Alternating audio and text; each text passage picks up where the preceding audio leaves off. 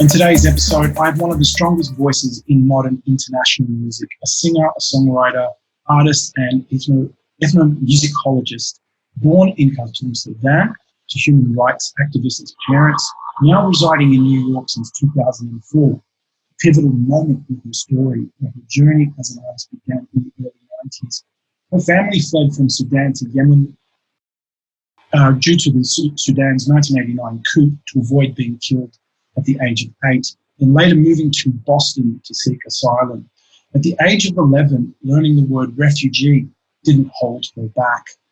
Often identified as the princess of Nubian pop and Sudanese retro, her music, whether solo or with her band, pulls from the Middle East, East and Northern Africa, combining traditions and modern electronic music.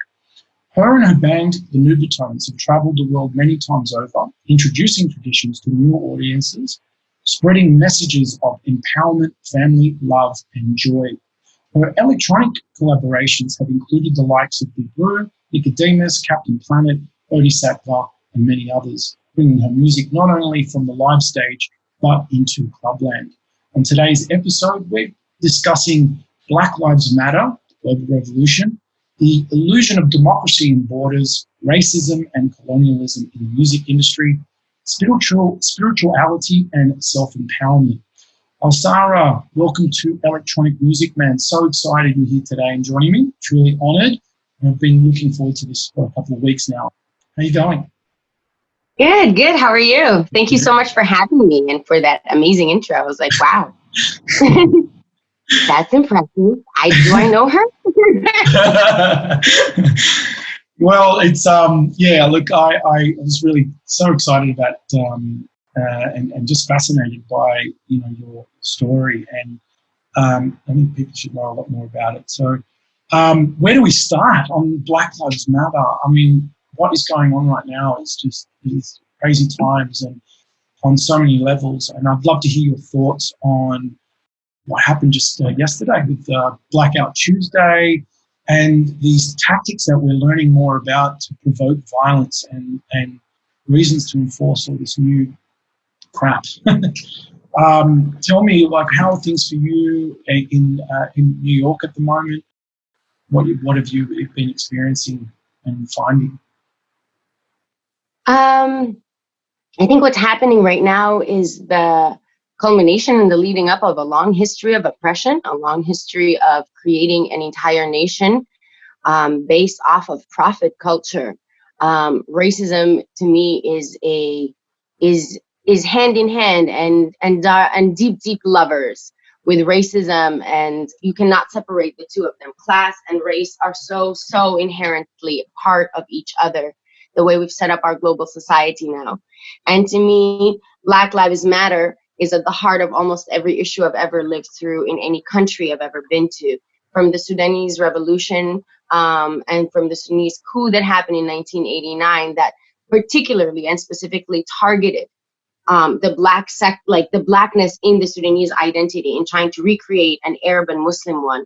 To me, I can connect that directly to the police brutality that's happening in the United States, especially considering the police force was created in the United States to round up slaves. That was their job and how they were formed. And so when you have that as the presence and the history of the people that are supposed to be protecting you, and they shoot you in your house, in your sleep, 21 times when there is no reason for it, this is nothing but an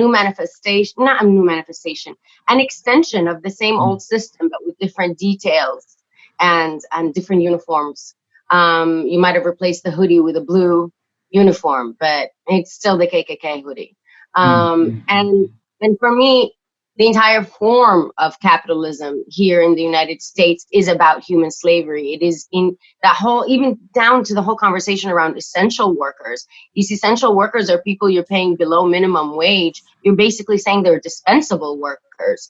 And all of this for the sake of protecting the rights of the 1% that are passing bills and getting all these exemptions right now. I feel like right now we're living in a moment where we're finally seeing the merging of all of these issues that should never have been separate issues into one situation.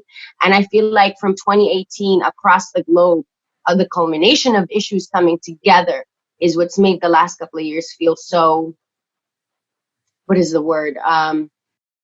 Apocalyptic, but also so full of potential. To me, apocalyptic is not necessarily a bad thing. It's the ending of something and the beginning of something else. So I'm particularly excited right now. Yeah. I think we are living through a golden moment in human history. I really do. Yeah, it certainly feels like George Floyd's death.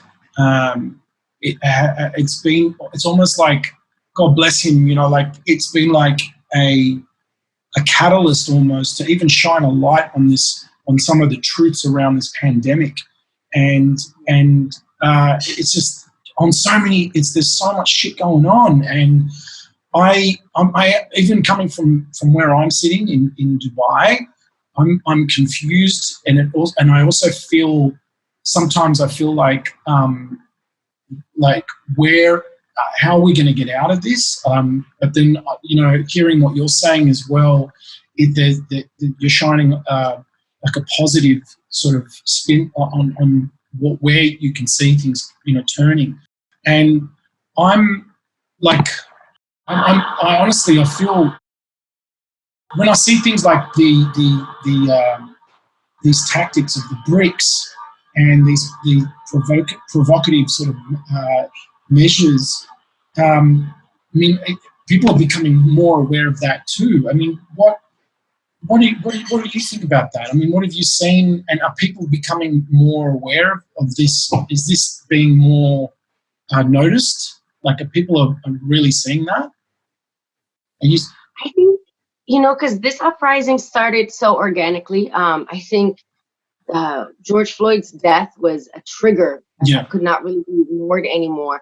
And, you know, he certainly wasn't the first in May alone. He wasn't even the first that week, you know? So it was just, and this has been building up for hundreds of years in this country. And it's, okay, I'm losing my train of thought. It's one of those situations where it's I think of it positively, because to me, I see the people globally coming together. Right now, I think it's a little early in the movement to see how the organization is going to really pan out. But what I do see, and I have seen across the globe over the last 2 years, is that there is a positive side to globalization coming together. There is, you know, activists are coming together digitally all over the world and exchanging tips. For example, my dad, the first thing he said after everything went down in Minneapolis was that he's like, this is the uprising that America has always needed. Occupy Wall Street couldn't work because not enough people understood capitalism and its relationship to their direct life. Because the biggest illusion of capitalism is this illusion it gives you that if you work hard enough, you have the chance of class mobility, which you don't. It's actually with a structure you have the least chance for class mobility. So his whole thing was, though, this is the spark needed. But what's most important right now is for all the activists across the world who have seen uprisings come up and fail to send in their notes. There needs to be collective organizing at this point, global massive exchange of information. Information is key, such key right now. Otherwise, all of this energy is just going to fizzle out. And we are at a point where between COVID and what's happening here and what's been happening the last year across the world, I think it's become pretty proven and completely like not something up for argument that the system's not working, that everything is rotten and is broken, and that there's no way you can go back to the way things work. We need a new way of being. And I'm really happy to see people taking to the streets, people taking to the internet, people practicing self-care and exchanging that knowledge with each other. You know, I'm really happy to see that the digital age has brought us to me, it's almost like a return to that folky grassroots way of exchanging knowledge with each other, you know, like a word of mouth, it is known kind of thing, and we pass it to one another. I love that communal way of seeing information being passed around, but in a digital world. Yeah, that's definitely that's definitely a shift for sure. It seems with all this hyperactivity online, it seems like people are becoming more conscious of the use of their digital, intake and the way they use it. And it's brought a lot. I mean, I just walking around my neighborhood here and noticing more people outside. Like, it's almost like I never used to see a lot of these people before. And it's like, oh, people are actually enjoying going back outside. They want to smell the fresh air. They want to so I mean that's also very obvious. But yeah, I just like going back to what I was saying before. It brought it for me this morning. Waking up, I felt this sort of fear come over me, thinking this sort of fear of helplessness because of seeing these tactics. I mean, it's not like it's a new thing, but it just felt like, oh my God, are they really going to try to force all this these new laws and all this new crap and just try and use this as a way to bring all this other new shit over on top of everyone, and it was just, I don't know, I felt this feeling of helplessness as well, and it was just, I guess my own fear coming over there. But I again, thank you for sharing that, because that definitely makes me see a whole brand new light on that, and I feel. Yeah, and I think this is a good moment for all of us to see, just like you're saying, people are going outside and enjoying being out. I think just because people are in Dubai and they think that Black Lives Matter is an American issue, I think it's not. It's a global issue. As you're going outside and you're looking around, ask yourself, how did I use my privilege today? How do Black Lives Matter here in Dubai, where it is a clear structure of some people on the bottom and some people not? And who gets to be on the bottom and why? And how is that infrastructure being held up? These are questions, obviously, you probably don't want to even broadcast right now because you know where you are. But I think just simply ask yourself, how have I used my privilege today? My friend Marina Neal says that all the time, and I thought it was a very strong statement. Right on. Yeah. That just that straight away just implies like a sense of gratitude of your things that you have access to. And that's what I was thinking. Actually, honestly, I was thinking that not long ago, today, just before we spoke, just thinking about what is going on right now and how lucky I am sitting in this house in Dubai. I'm safe, and I cooked myself a yummy lunch and just felt really blessed, and that felt really good. So yeah, so I totally I'm with you there. There's also this. I've seen this other stuff popping up on the social media today. Is the the use of the Blackout Tuesday and how it's possible that it could have a PR, what's the word? A PR backlash. That is it actually really effective? So what happened with the blackout thing yesterday was literally the result of people not actually reading what's happening. This is the dangers of digital activism also, is that if you are a kind of person who doesn't like to follow and do adequate research, you can easily fall into social media is like playing a game of telephone. Do you know that game where one person whispers into somebody's ear, and then and then you whisper into the next person's ear, and then you whisper into the next person's ear, and then when you get down the line of people, you say the story out loud to see how it ended up. Yep. So sometimes it can become really like that with the social media game if you're not careful. What happened yesterday was the blackout thing was organized by two women in the music business. What were their names? Jamila. I wrote it down. Oh, it's in my phone. Jamila something and something else. I can text it to you. And then it was adopted and retweeted by the Musicians Union. And the idea of the hashtag that went with it was that the show must be paused. Right. And it was Blackout Tuesday. And people didn't really think or follow through that. And you had a handful of people that just started retweeting inaccurately and hashtagging it Black Lives Matter. With digital activism, a hashtag is the trail. So if you're going to take the trail in another direction where we're just seeing black boxes, anyone putting up information it's getting lost about Black Lives Matter, it's going to get lost. It's going to get lost in a series of the whole idea of like everybody putting up the black box in one day, or everyone putting up the Sudanese blue box in one day, is that you flood the internet with this and you create so much traffic that all people see is just a trail of that. And it creates a blockade of information or an addition to information, depending on how you want to direct it after that.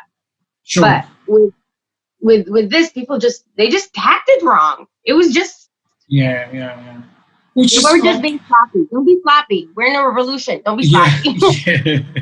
Well, I mean, and with regards to the intentions behind for the music industry, how effective do you think something like that would be? Like, despite what actually happened with people tagging the wrong hashtag, I mean, that I think it's useless.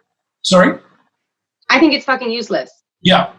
That's where It's also, it speaks volumes for the privilege of the people, like of the way you're thinking of it. I'm just like, okay, a lot of activists and Black artists of color and independent musicians, they can't afford to pause releasing. Why they can't afford to pause releasing? Because the big labels are taking all their money. So while they paused on a Tuesday from releasing new things, even though we all know, like, I don't know, stuff comes out later in the week maybe, but I don't know, was there a real economic hit? Did you pause Spotify? Did people stop streaming? What actual action happened as a result of this? Because like there wasn't even information. Sorry, what was that? Sorry, say that again. I said because there wasn't even a spread of information. It was actually a blockade of information. And then there was no money redirected to it. You know what I mean? Like, if you want to be useful in the music industry, maybe acknowledge that you spent from the 1940s to the 1960s stealing Black musicians' rights, you know, and stealing their masters. Maybe acknowledge as a major industry of the fact that the entire pop music culture of America is built on the back of Black lives and how they didn't matter to you. Maybe acknowledge that, spread some knowledge, actual things. Yeah. I didn't like it. I wasn't. I felt like it was a distraction from what is actually happening. Like it felt, and now that you mentioned that the actual black square was more music related, then you had all these. I mean, I guess great, you got all these other people supporting it, but it was kind of now. It makes it seem a little bit redundant that certain people were using that black square. It seems like a bit of a mess. Black Lives Matter square. It's like you're using the wrong thing. Yeah. It's a Black Lives Matter square, but like, why are you using it? Yeah, it seems like a bit of a mess, that one. It just wasn't thought out well. What's that? I feel like it just wasn't. No, exactly. It was a PR. It started out a good cause when they first started it out, but it needed just a little more thought, you know, because I'm like, you could have actually directed people's money and action towards bail funds, towards grassroots organizations that are working on the ground. Like, you could have done many other things. Yeah. Right on. Okay, well, I guess that leads me on to, I mean, we touched on it a little bit here now, and that's about the illusion of democracy and borders, and how, like, that is pretty much what it is. I mean, I'd love to hear, you know, we can go on for hours here, but no doubt, but what, can you elaborate a little bit more on that? You touched on it before, about the illusion of the democracy and capitalism, and the illusion of democracy and capitalism. Sorry? You mean, I think to me there's this, okay, we've been sold in today's world this idea that the modern concept of the nation state is older than time. The idea of the borders is older than time, when it really isn't. It was created in the 1800s in a meeting in Berlin. Like, it's it's as young and as impermanent as capitalism. And they both peddle an illusion that isn't really there. The idea of the modern nation state is that it's going to see all its citizens equally, and everyone will have the same rights. When we know that that has never been the case, and the idea of that is sold through the illusion of democracy. I've never seen a case of democracy documented in history. Just so I don't know about you, maybe you're more well-read than I am, but I've never seen one. I've never seen a nation that actually has an actual democracy as by the definitions of democracy. 100%. So it's just a myth that it's like an urban legend you're selling me to believe in the fact that you've created imaginary borders that have nothing to do with real life. Back in the day, borders were made up of geographical things, like a mountain, a stream, an ocean, and then you can still wander across it as you wish because you have that, because a state can't tell you when to leave and when to come in. That's weird. And people act like that's normal. It's not. It's weird. It's and so for me, it's just that democracy is the illusion being peddled by the modern nation state, just like the idea of class mobility is the illusion being peddled by capitalism, when in fact you are a slave. Yeah, and borders is keeping us all separated. That's what I mean. The idea of borders was created to protect this concept of a modern nation state, and that's not real. Even to be real, we tried it out. We gave it a good 150 years. It's not working, y'all. Let it go. Yeah. We need a new way of approaching our nation states, especially when we're not making money respect the same nation state rules. The way this free economy works. So if you're going to give money more power than me as a human, I don't know, I would like to reevaluate this. And with the current state now, how have things been for you in New York? You obviously haven't been moving around much, but you're not able to travel. How are you finding things being? I know you mentioned that in our email that you've been enjoying the pace of slowing down, being able to work on music and being focused there. But has that been kind of what you've been spending most of your time doing? Yeah, I've been spending most of my time in the house. I was quarantining myself because I was in Sudan earlier this year, so I quarantined myself for most of March. Yeah. And I've been social distancing. Traveling is not really an option right now at all. And so instead of fighting that, I've just kind of focused in on my community and what it means to work on yourself. And how it means to show up for people in different ways now that we can't do it in our traditional, in the older ways where we could casually pretend we saw someone because we had a quick cup of coffee and we didn't really check in real. You can have longer conversations now. I'm making music now in the house, not for anybody else, just for myself, because that's what I want to do. So I'm doing nightly listening sessions and writing, and I'm really enjoying the space. Personally, I felt like the mania of life before COVID was mania. I just felt like mania, and this feels like we're on a treadmill. Yeah, and you can never catch up. You can never catch up, and the anxiety that creates in us is just not natural. Especially because, why are we in a rush to create more and more and more and more shit? Who has time to consume all this? You know what I mean? We're just creating a bunch of clutter. Yeah. It was just, I think it's the reaction to consumerism. It's we're actually part of the problem, is creating crap. Yeah, now everyone's being a lot more thoughtful and with their content and trying to be more meaningful with what they're doing. I guess, that's like what you were saying before. This is the positive that's happening. I think, it's intentional about what you're doing and why. Sorry? And you have to ask yourself why you're doing things now. I think it's really important to ask yourself the why. You have time for that. Yeah. And it might be unpacking our priority list and decompressing is not easy work, and it's not going to be painless. No. And you have good days and bad days. I can certainly relate to that. It's been an amazing few months for me. But for the good, like honestly. 3 months of this stuff. I was like, well. Yeah. Yeah, I was all depressed the first month, and then I was like, there's all these things I want to learn how to do for myself. Let me just do that. Let me call so-and-so and check in. Let me volunteer at this thing, even if it's digitally.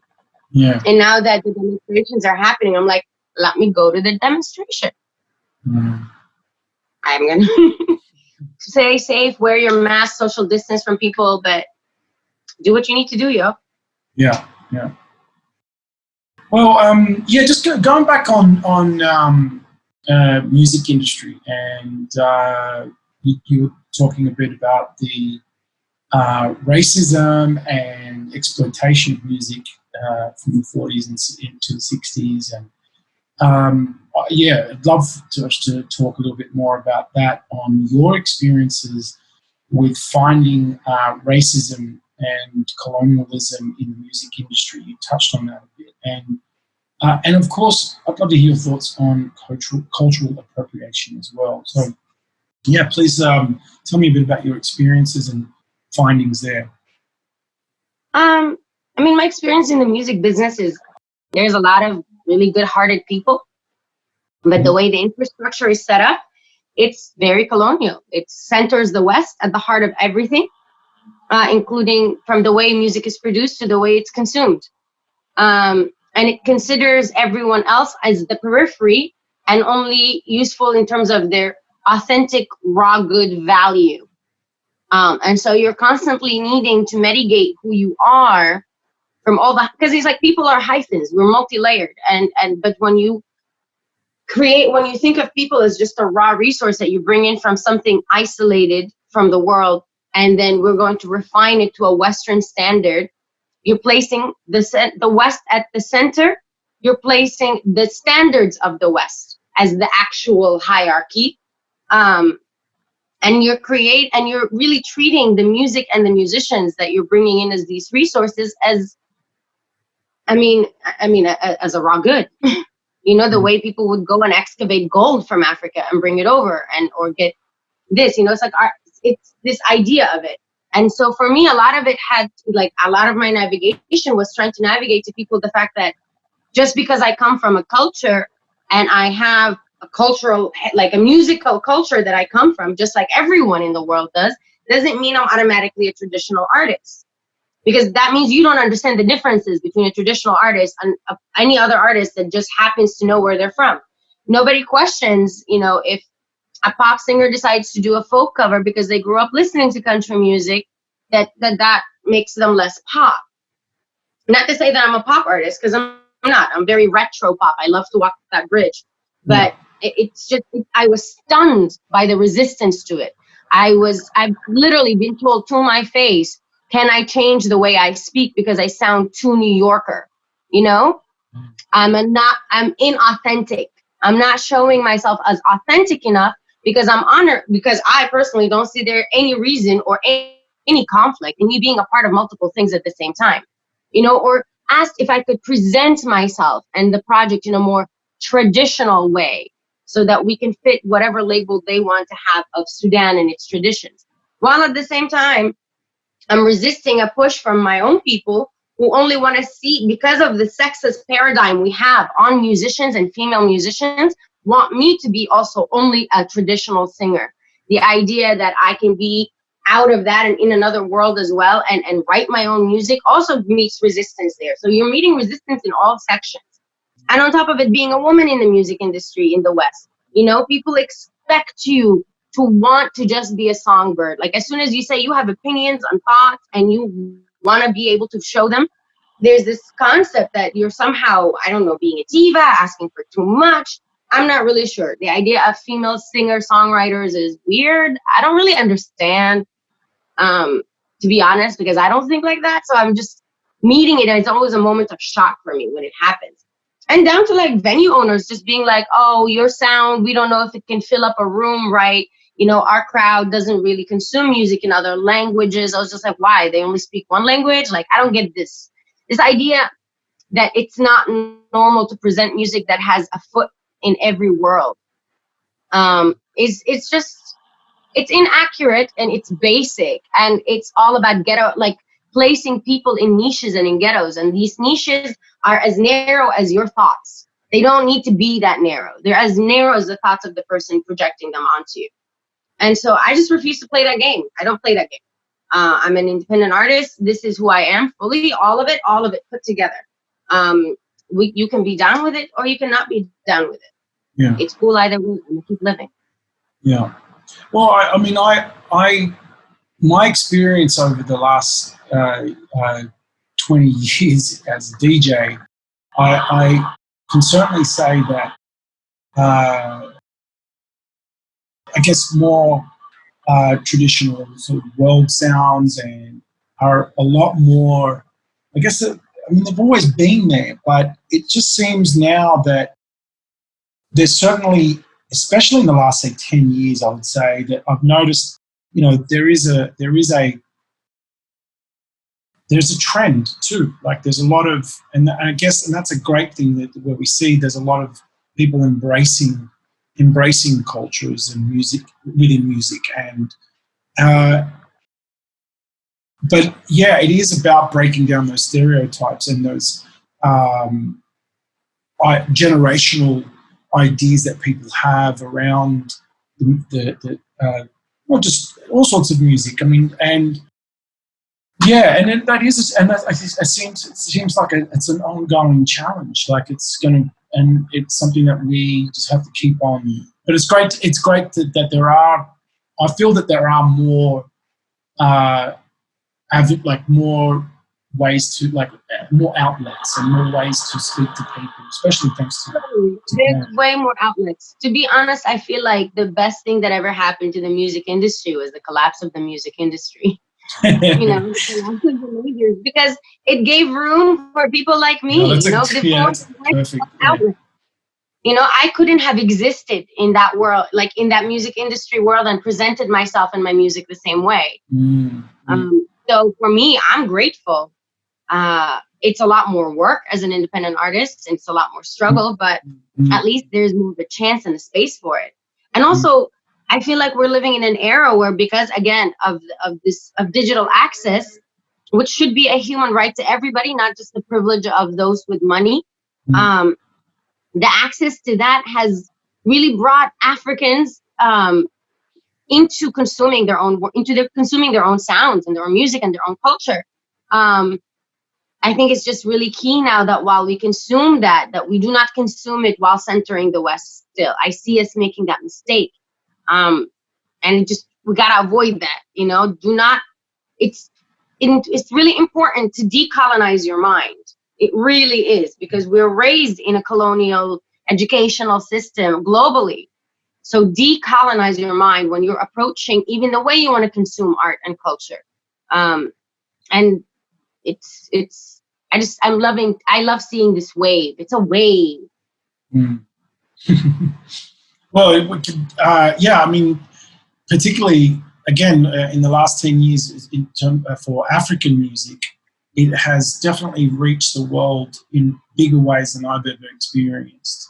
And that, I would have to say, a common thing that I've was talking with someone recently about this, is that one of the key things that I think a lot of African artists have done is actually really capturing their audiences within their countries and being more localized before like, I have to go to the UK or I have to go and hit the US to make it.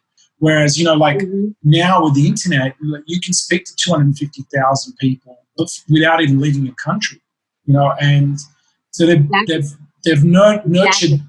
so they've nurtured that, and then they've gone overseas with this like massive following, you know, and that's been, I think, a real big part because they're able to talk about their narrative, or they're able to like express their story, and then they reach the world, and it's fantastic. And I think that's been a common theme, and you know, it's great to see so many African artists, you know, out there now these days. Yeah, it is. It really is. Mm. Now, you mentioned, you know, making music at home, and I take it that's a bit of a, I guess, your own kind of solace and spiritual practice. Do you do any other kind of spiritual practice that helps you stay centered and in the zone? I know you love coffee. You mentioned that about 10 times. And Yeah. I mean, I feel like I don't know if I can talk about my spiritual centering practices. They involve psychedelics. So yeah, right on. Okay, awesome. All right. And sorry, what was that? That I don't think we should talk about them. Okay. Well, look, you know, it is. I think that even some kind of meditative practice can take us into places where there is ways of us being able to remove ourselves from emotions that don't serve us anymore, old stories, and it helps us. I mean, I guess everyone has their own way of doing it, I guess, and ways of getting there. You can either really work out really hard, or you can spend time at home doing certain practices that can get you there as well. And yeah, I mean, I always like to learn a bit about what some of my guests do at home. Anyway, I mean, I sing every day. Sorry? I sing every day, which to me is a meditative practice within itself. So like, I guess I don't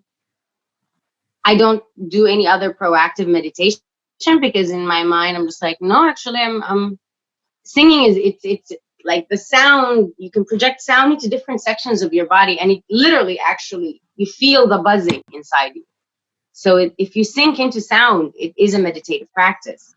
And that is what it is for me. Like at this point in the game for me, the majority of my singing practices is just me going E, A, A, O, U in really long tones. Right on. Because it's all about just like control of the sound and funneling it. But also, like, I feel like with spirituality, the one thing I can say about it, because I can't talk about my other practices, is that back in the day, there used to be two major ways that were very acceptable to spiritual practices. You've got the path of discipline and the path of chaos. The path of discipline is a highly ritualized, very strict path, and it works for a lot of people. It gives structure, it gives purpose, it becomes its own meditative practice. For some people, that's what's the word I'm looking for? That's literally a spiritual death for some people.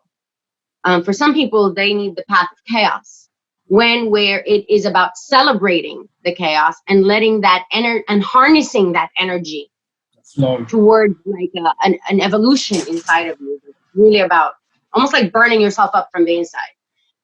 So a phoenix can rise kind of vibe.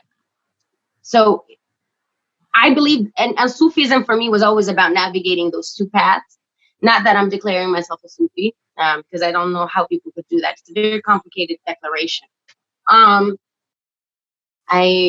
guess so. For me, maybe because in Sudan there's so much Sufism. For me, I always knew in my core that there were those two paths.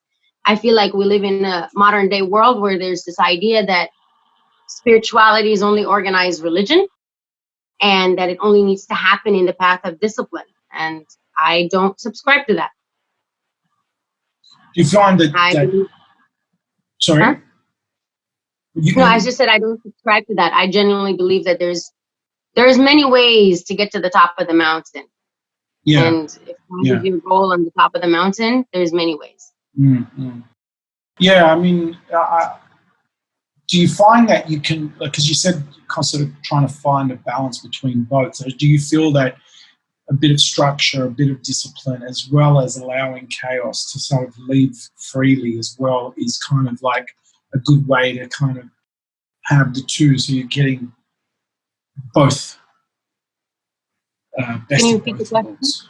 worlds. So you mentioned that the two spiritual practices, like, well, the two approaches, either embracing chaos or going down the path of discipline. Do you find that you can, and are you saying that you combine both, or in some ways you'd like to find a bit of both to get that? Yeah, I do. Because I feel like you need some of the skills that the path of discipline really instills in you. You need those skills in order to be able to harness chaos. But you need the path of chaos to not be afraid of darkness. You cannot be afraid of your darkness. Totally. As soon as you're afraid of your darkness, it will consume you. It will eat you up because you're afraid. And fear is the most powerful emotion. Yeah. It's how we've been kept like sheep around the globe for so long. Yeah. We live on fear, and fear is the mind killer, yo. Yeah, and it's a form of perfectionism, I think. Like trying to avoid the darkness is it's rejection. It's resistance. It's denial. Denial, yeah, for real. Okay, well, self-empowerment. Just I find that to be a very common and important theme, or empowerment within your music. And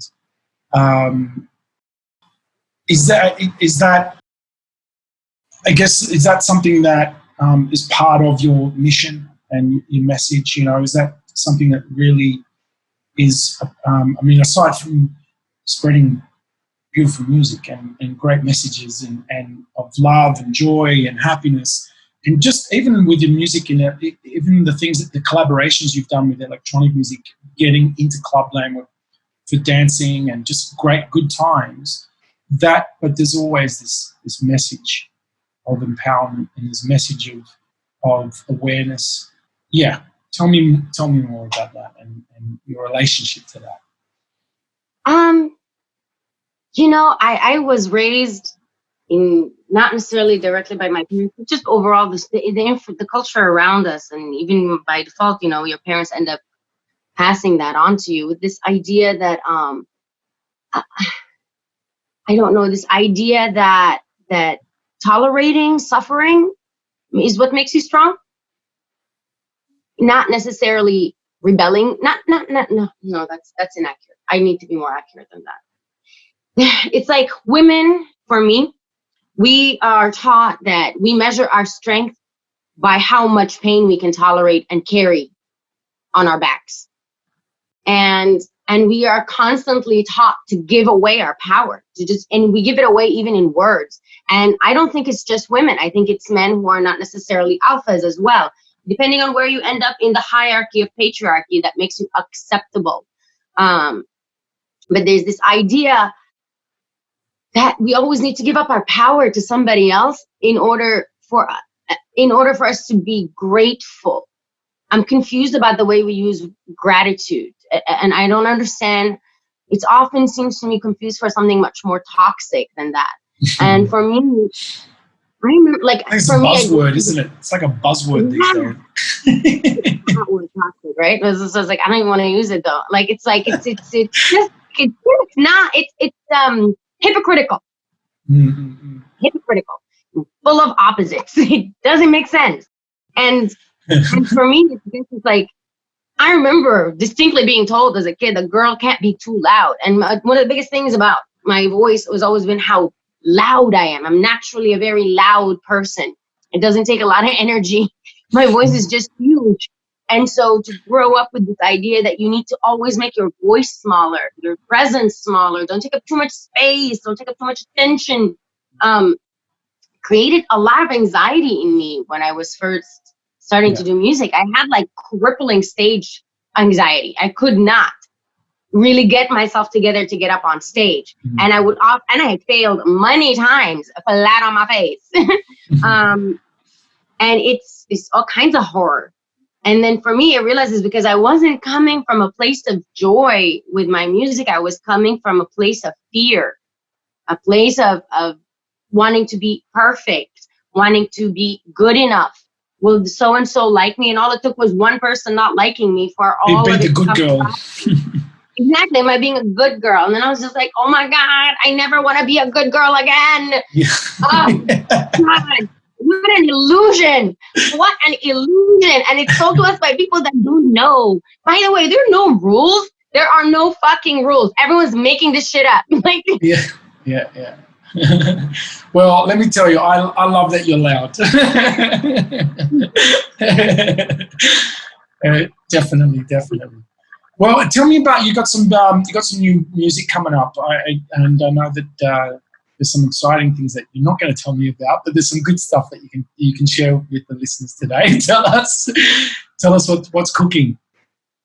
Well, the Nubatones' third album that's been cooking forever is still almost done. We just haven't finished the last bits of it, but coronavirus sort of put the pause on going to the studio, so I couldn't finish the last tidbits. We shot a music video in Sudan earlier this year that's hopefully going to come out in the fall, which I'm really excited about. I heard you were there. That's right. I heard you were there. It's a self-produced music video, and the entire team and cast is Sudanese, made in Sudan by Sudani folks. So I'm just so excited that I got to be able to work on that. And it's going to be for one of the tracks on the new album. I also did a collaboration with Captain Planet, who I've collaborated with before. I collaborated with him on his last album, and he did 2 remixes for me from Silt and from Manara. And he has another album coming out this June. And I am it's going to be a brilliant album. I heard it. It's so many wonderful singers, and I'm collaborating with him on one of the tracks. I'm also working with the Sudanese electronic producer Sufyan.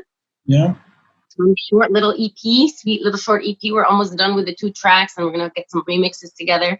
Now, it might be a self-released thing. I'm not sure quite yet. We'll see, but I'm pretty sure it's gonna be a self-released thing because I kind of want to drop it this summer. I don't really just want to put it out there. So, yeah, you'll be bombarded by a whole bunch of things, whether you like it or not. I can't wait. Like sorry? What? I said, I'll be like, hey, James, what's up? Here's some tracks you never asked for. I'm never going to say no. That's great. Look, It's been fun to get to do that, and getting to do that. It's just having the time to do that here in the house. Trying to figure out how to shoot a music video in the house, also for the Captain Planet song. So, thank you. That's a learning curve. COVID has been such a learning curve. All of a sudden, I've learned things about cables, about audio capture. I have a green screen now. Who am I? And I still don't understand Instagram. I'm not going to lie. I still don't understand social media. I got a green screen. Right. Yeah, I'm learning so many things right now. I'm doing so much stuff. It's been a great experience, that's for sure. I'm finding myself a lot more busier than ever. It's crazy, and I don't leave this desk. But it's been great. I mean, I'm speaking to amazing people around the world daily, connecting with people, and now there's just been this amazing unified connection between the region as well. Like, there's all these online radio stations that are emerging, and it's just awesome because now, like, when you're like this, there's these different platforms people can share, and all these artists that we've never heard of before. It's just amazing. They're just all popping out from everywhere. And have you had listened to Radio Alsarah in Palestine yet? Yes, I actually just listened to it a couple of days ago for the first time. I was like, ooh, this shit is good. Yeah, it's so dope. Yeah, maybe because I'm what's that? There was like a Shabab mix that came out or something recently on there. The guests, the contributors are just amazing. The guys are curating amazing content, and there's just a a huge array of people.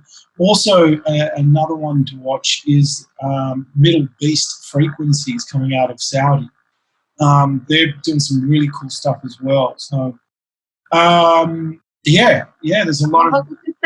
When these self-release tracks come out, I want them everywhere. Hit me up because I'm working with most of these stations, so I'll definitely spread the love. So nice. I'm excited. Yeah, and we should even get you to come on those stations as well. So it was so great to see you. It's like, the last time I saw you was last year in New York at Carnegie Hall. You invited me to that amazing show. I just like, I found the videos on my phone the other day, and I was just like, what a great night that was. So yeah, thank you again. Thank you so much for coming and for inviting me to this talk. And thank you for doing your homework, by the way. That the pre-interview questionnaire, super awesome. Thank you. I've never had anyone do that. I'm serious. Nobody's ever done that to me. I was like, wow, that's cool. Thank you. I'm trying to do a whole bunch of different things here, and we're getting there. You're my 9th show, so we've got a lot more to go, and I've got a whole bunch of people I can't wait to get on the show. Well, I cannot wait for the 9th million show. Excellent. Well, thank you, Alsarah. Everyone, please head over to alsarah.com for more info. That's ALS. Actually, tell them to hit me up on Instagram. My link tree is there. I took down my alsarah.com website because I need to redesign it. Okay. So you can follow me on Instagram. Why don't you tell the listeners where to go to check you out? Okay. So if you want to follow me, please follow me on Instagram, Alsarah5000, ALSARAH, the number 5000.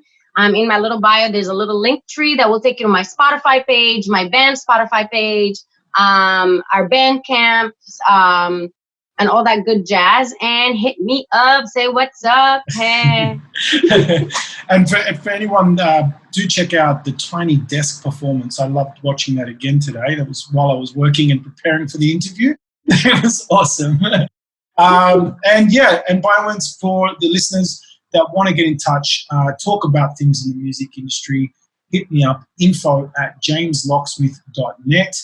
Sign up to the newsletter for Electronic Music Man and other things, James Locksmith at jameslocksmith.net. Thank you for listening. Alsarah, peace.